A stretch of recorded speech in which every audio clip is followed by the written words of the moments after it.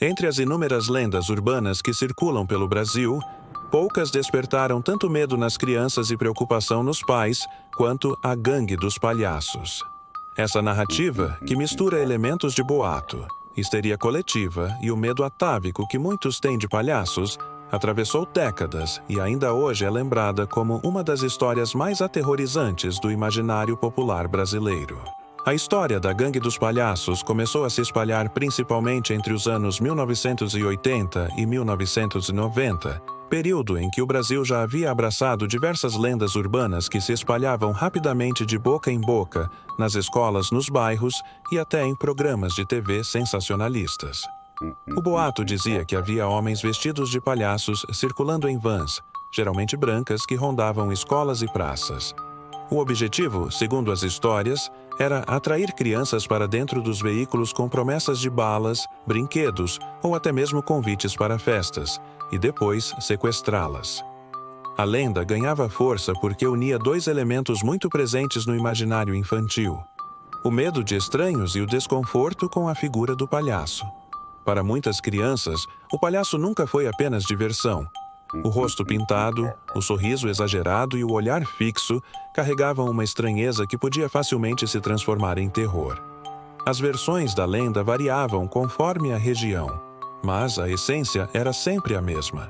Os palhaços em grupo circulavam em uma Kombi ou van, esperando o momento certo para abordar crianças sozinhas ou em pequenos grupos. Alguns relatos diziam que eles usavam doces como isca.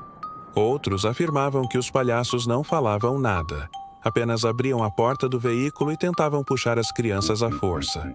As histórias também incluíam um tom ainda mais sombrio. Muitas versões diziam que as crianças sequestradas nunca mais eram vistas. Surgiam especulações de que seriam usadas em rituais, tráfico de órgãos ou até vendidas para famílias estrangeiras. Essas teorias, embora absurdas, encontravam eco em um período em que os sequestros e desaparecimentos de crianças eram notícias reais nos jornais. A Gangue dos Palhaços se tornou tão assustadora porque o palhaço já carregava consigo uma aura de ambiguidade. Ele deveria ser um símbolo da alegria, mas para muitas pessoas, sua aparência sempre evocou desconfiança e desconforto.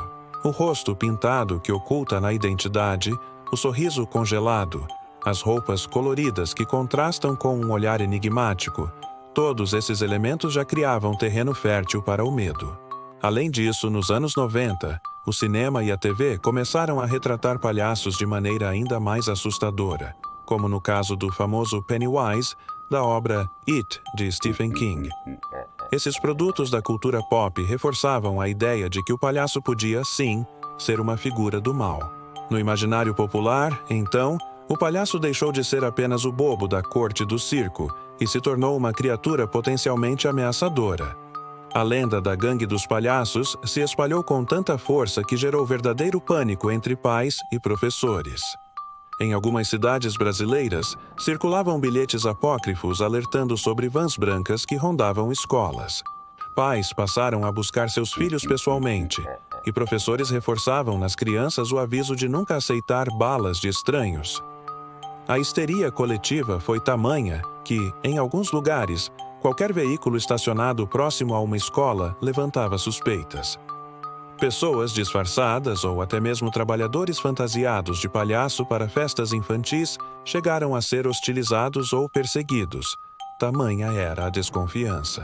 Como toda lenda urbana, a Gangue dos Palhaços ganhou dezenas de versões ao longo do tempo. Em uma, os palhaços sequestravam crianças para usar o sangue em rituais macabros. Em outra, eles faziam parte de uma seita internacional que se infiltrava nas cidades brasileiras. Algumas histórias diziam que os palhaços tinham covis escondidos em casas abandonadas, onde mantinham as crianças presas. Apesar da ausência de provas concretas, relatos de testemunhas eram comuns. Alguém sempre dizia conhecer alguém que havia visto a van, ou ouvir o grito de uma criança sendo levada. Esses relatos, mesmo sem confirmação, serviam para alimentar ainda mais o medo. A mídia da época também contribuiu para espalhar e fortalecer a lenda.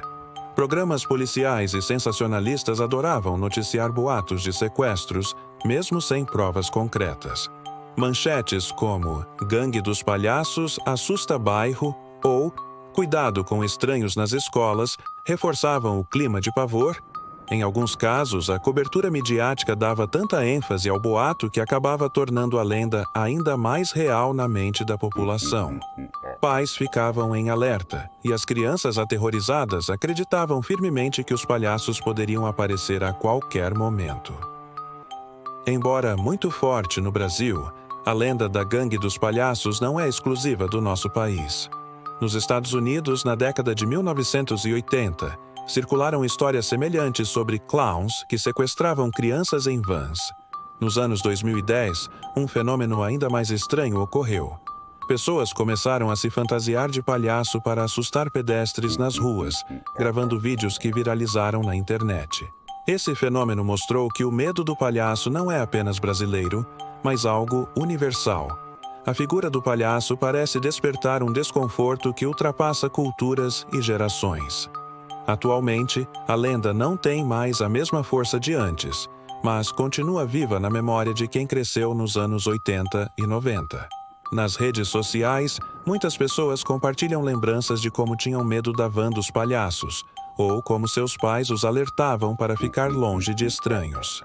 Em fóruns e vídeos no YouTube, relatos sobre a Gangue dos Palhaços continuam a circular, geralmente acompanhados de tom nostálgico, mas ainda com um certo arrepio. A lenda se tornou parte do folclore urbano brasileiro, ao lado de outras histórias como a da loira do banheiro e o homem do saco. Do ponto de vista psicológico, a lenda da Gangue dos Palhaços revela muito sobre os medos coletivos de uma sociedade.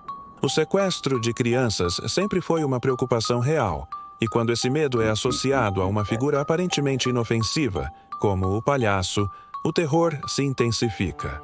Além disso, crianças são particularmente vulneráveis a esse tipo de história, pois sua imaginação preenche lacunas com facilidade.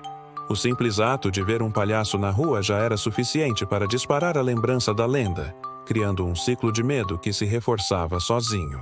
A lenda da Gangue dos Palhaços é um exemplo clássico de como boatos e histerias coletivas podem se transformar em verdades absolutas dentro de uma comunidade.